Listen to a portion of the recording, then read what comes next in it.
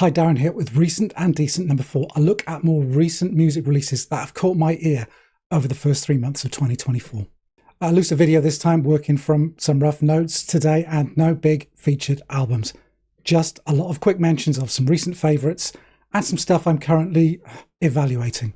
First, some late 2023 catch-up. I meant to do one of these at Christmas, but things got the better of me. So very briefly, Sparklehorse, Bird Machine, a posthumous release pieced together by family and friends.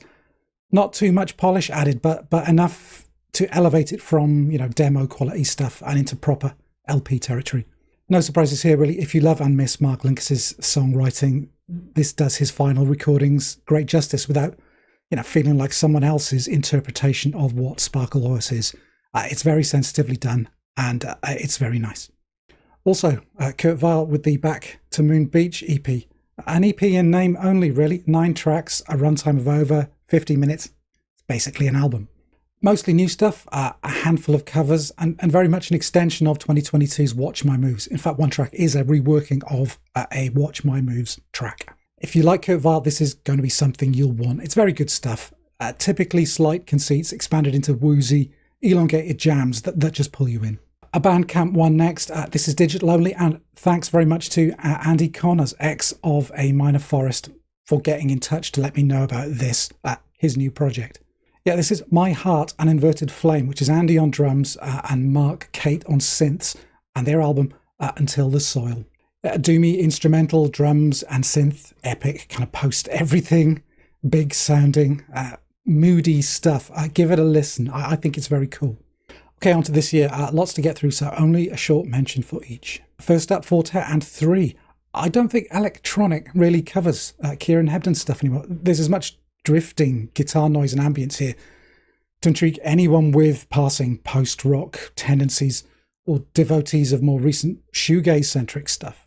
Yeah, I'm liking this one an awful lot. Next, Grandaddy and Blue Wave. I haven't followed much of Jason Little's 21st century stuff, I'll admit. Someday from 2003, that was my last, but this is great. A little less quirk forward in the glitchy lo-fi electronics and a lot more country. Deeply melancholy, very personal, confessional, very moving in places. I didn't expect this to hit as hard as it did, but it really delivers.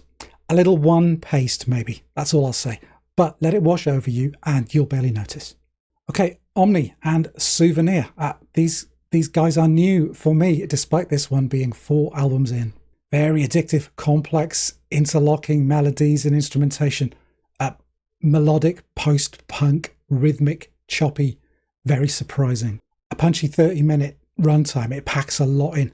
A little bit Pavement meets Futureheads, maybe? I'm not sure. Either way, I'll be digging deeper with these guys, definitely. More BANDCAMP stuff here, although also available as a limited cassette release alongside the digital version. This is Big Mess and Heroic Captains of Industry. Yeah, that's Big Mess from Massachusetts, a moorishly abrasive instrumental guitar-based drums trio.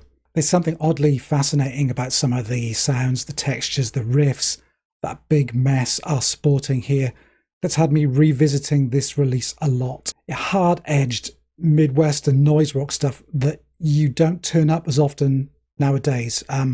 Recommended this one. Okay, this next section is going to turn into a bit of a comeback special. First up, I've got Arcwelder and Continue, their first all-new stuff in 25 years.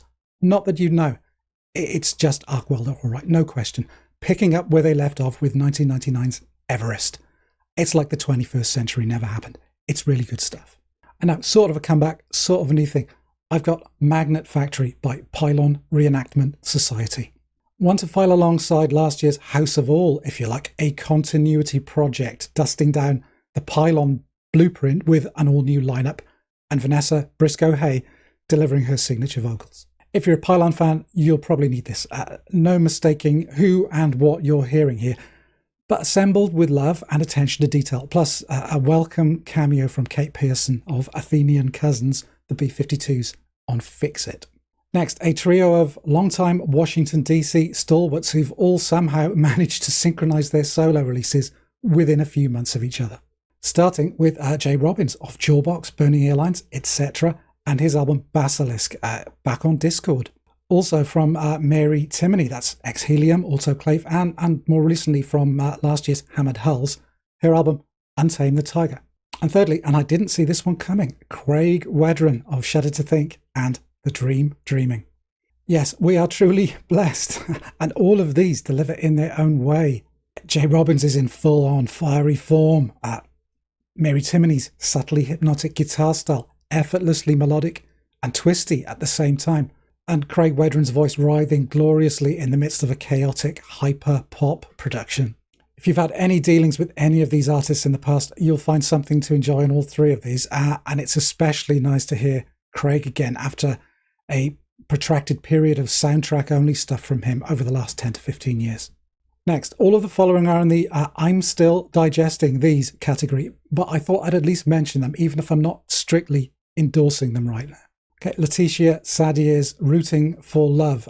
A little one note on first listen, but there's definitely something there. I'm persevering with it. Nadine Shah and Filthy Underneath. I loved 2017's Holiday Destination, but skipped Kitchen Sink in 2020 for some reason. I can't recall any concrete reason, but either way, I'm giving this some play currently. Kim Gordon and The Collective. There's something about the trap beats meets abstract guitars meets shopping list lyrics that's kind of evading me at the moment. There's interesting stuff going on, but it's not exactly meshing for me on a first listen. Again, more time with this one is definitely needed. Next, Yard Act and Where's My Utopia? I was a fan of the preceding singles. The Trenchcoat Museum in particular I loved. So I expect this one to gel eventually. Lacking a little grit maybe is my first thought, but we'll see. Oh, I am getting a bit of a Franz Ferdinand vibe from them though, namely a very good start followed by increasingly predictable retreads. Your mileage may vary as ever. And last in this section, Tank by Idols. I have a lot of time for Idols. I always think they come across better, however, in front of an audience than on record. But saying that, I like where they're coming from, and they're clearly trying something a little different here. I'm predisposed to give Idols a pass because God knows we need more outspoken people making music right now, but I will reserve judgment for now. A few in the reissue box set collection category now. First up, Curve and Unreadable Communication, which is covering all their studio releases during their initial kind of full band period on Anxious Recordings circa 91 to 93. So that's the first 4 EPs, the Doppelganger and Cuckoo albums, plus an extra CD of live versions and remixes. There's no new material here, but it's a great bundling of the band's key releases of their early 90s heyday before they reverted back to the kind of studio-only duo of Dean Garcia and Tony Halliday. I picked this one up because I had a few gaps where I only had stuff kicking around on old mixtapes, but you may own some or all of this already. If you don't, then it's a great and a compact reminder of the unique spin they imparted on the shoegaze dream pop sound of the early 90s, adding a layer of industrial crunch that proved sneakily influential as genres started to get a bit wobbly. The following two are due out very soon, but I wanted to give them a shout anyway. That is the 2 studio albums from These Immortal Souls. That's Get Lost, Don't Lie, and I'm Never Gonna Die Again. These are both getting long overdue reissues in mid-April on Mute Records. The band are the missing link in the Birthday Party, Bad Seeds, Crime and the City Solution family tree, if you like, and they're one for all the Roland S. Howard fans out there. I saw the band live supporting Sonic Youth back in 1990 and owned a copy of Get Lost myself until I sold it in a period of dire poverty in the mid-90s, for peanuts no doubt. Yeah, this is a great band, this is great stuff, and it's good to have these records available again. And being as those 2 reissues aren't available yet, that leads me nicely into more coming soon stuff that I'm very excited for, which should appear sometime within the next month or so. That's April, May 2024, future viewers. First, Corridor and their album Mimi.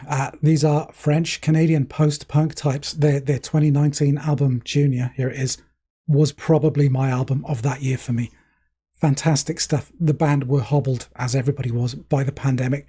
So I have really high hopes for this one, and I'm looking forward to it a lot.